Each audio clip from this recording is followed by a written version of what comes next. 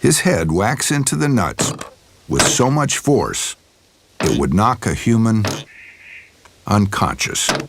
It's the woodpecker that's gotten paranoid. He's drilled 1,000 holes into this dead oak tree, and in each hole he jams a nut. His head whacks into the nuts with so much force it would knock a human unconscious. This job's perfect for a bird with obsessive-compulsive tendencies. A hungry squirrel spots the unattended tree full of nuts, but risking retaliation from a beak that can jackhammer solid wood is a bad idea if you don't have a thick skin.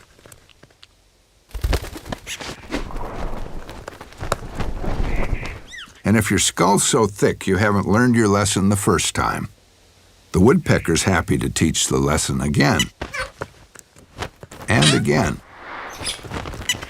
until you do.